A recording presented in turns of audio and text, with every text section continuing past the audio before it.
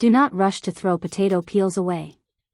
Maybe until now, after peeling potatoes, you have gathered all the peels and thrown them straight into the trash, but today I will show you this. With these peels that seem like they are only meant to be thrown away, we can still do some very interesting things.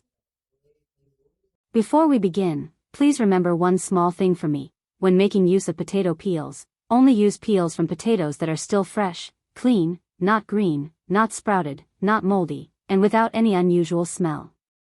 If the potato has already gone bad, then do not try to save it. Throwing it away is still the safest choice. Tip 1. Make crispy potato peel snacks. The first very important thing is that we must wash the potatoes very clean before peeling them.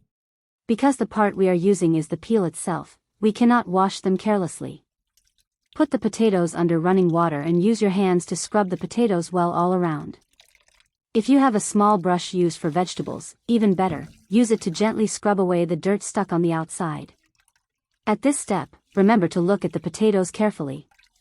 If you see any part that is green, sprouted, soft and mushy, or has an unusual smell, then it is best not to use that part. We are making use of food, but we must still put safety first. After washing them clean, we begin peeling the potatoes. If you are making snacks, you should not peel them too thinly the way you normally would. Peel them a little thicker, so that a thin layer of potato flesh still remains attached to the peel. It is this thin layer of potato flesh that, when baked, will help the peel become more fragrant, more starchy, and taste better. You do not need to peel them too beautifully or too evenly. This is a dish made from leftovers for family use, and the more natural it is, the easier it is to make. As long as the peel is clean, not spoiled, and not green, that is enough. After peeling, gather the potato peels into a clean bowl. Add a little salt, then pour in water and stir gently until it dissolves. The potato peels need to soak for about 15 to 30 minutes. This soaking helps make the peels cleaner, and at the same time also makes them easier to handle before baking. If you prepare them from the night before, you can also soak them longer in the refrigerator. After soaking, lift the potato peels out and rinse them gently again. This part does not need to be too complicated, we just need to rinse them clean. Remember to let the potato peels drain well. If you do not have time, you can spread them out on paper towels or a clean cloth. Then use another layer of paper towel on top and pat them very dry. Please remember this, the drier the potato peels are, the easier they will become crispy when baked. If there is still too much water, the peels will easily become soft, chewy, or take a long time to bake and still not become as crispy as you want. This is a mistake that many people often make when preparing vegetable snacks. We season them very well and bake them at the right temperature, but because the ingredients are still wet, the final result is not crispy. So at this step, be patient and dry them well, and the final result will be completely different. You can use your hand to check lightly. If the peels no longer feel very wet to the touch, then we move on to the seasoning step. Put the dried potato peels into a bowl. Then add about 1 to 2 tablespoons of olive oil. If you do not have olive oil, regular cooking oil is also fine. There is no need to be too particular, just use whatever your kitchen already has. Next, add a little salt. Remember to add only a moderate amount, because if after baking you find them bland, you can always sprinkle on a little more, but if you make them too salty from the start, it will be hard to fix. After that, add a little black pepper, a little paprika powder for a nice color and a light aroma. If you like them spicier, you can add a little cayenne pepper or chili powder. If you have garlic powder at home, adding a little also makes them very fragrant. Now use clean hands or tongs to mix everything well, so that each piece of peel is coated with a thin layer of oil and seasoning. Do not add too much oil. We only need enough to make the peels look lightly glossy and hold the seasoning. If you add too much oil, the snack will easily become greasy and take longer to get crispy. The potato peels already look much more appealing now, don't they? From something that seemed only fit to be thrown away, just by adding a little seasoning, it already looks like a real dish. Now spread the potato peels onto the tray.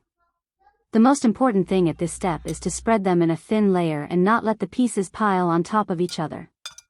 If the peels lie on top of one another, the pieces underneath will trap steam and easily become soft and chewy. But if you spread them out evenly, the hot air will pass through better, each piece will become crispier, and the color will also be nicer. Now we bake the potato peels. If using an oven, preheat it to about 190 degrees Celsius, then put the tray of potato peels in and bake for about 15 minutes. Depending on whether your oven is strong or weak, you can check after about 12 minutes to avoid burning.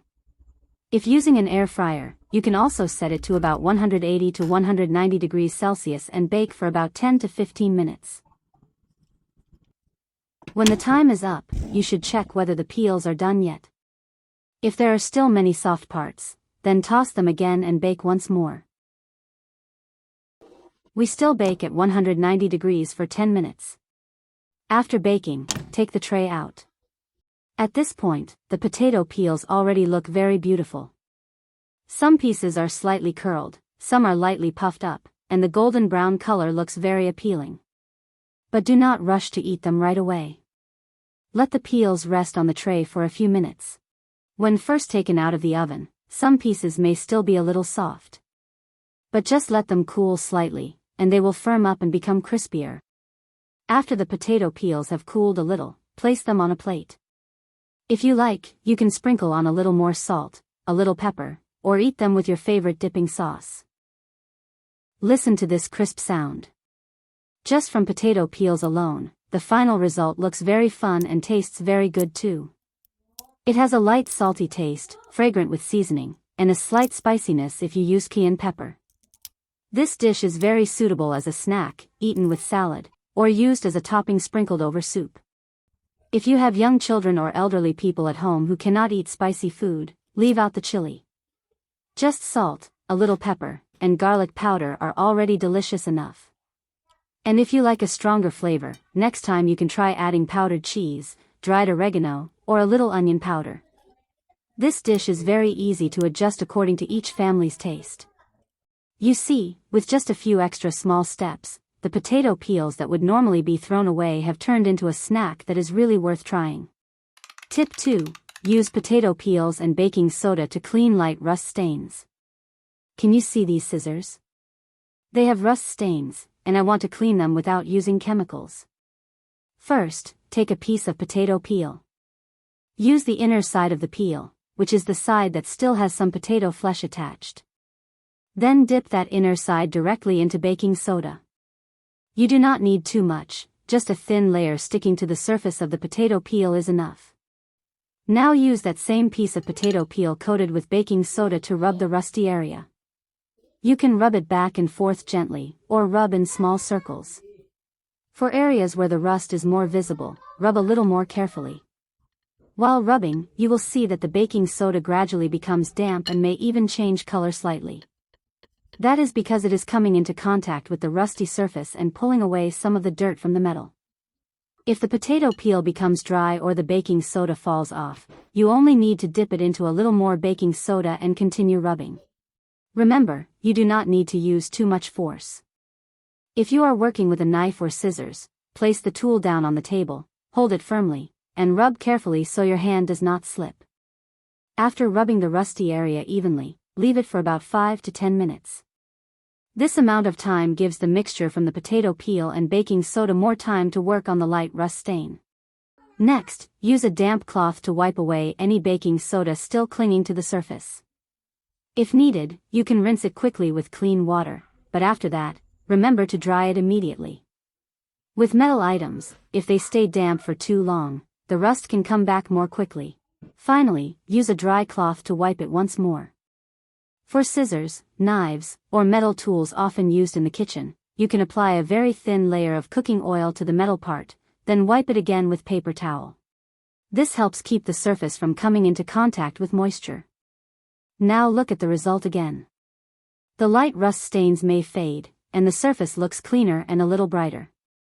Of course, this method will not make an old item become completely new, but for small rust stains in the kitchen, this is a tip that is really worth trying.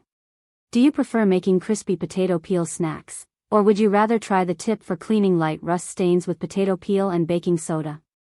Please leave me a comment below and let me know. And if you know any other ways to make use of potato peels, do not hesitate to share, because your tip might help many more people in their kitchens. Thank you for watching the video.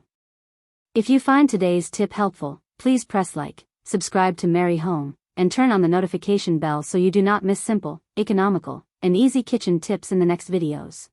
See you again in the next video.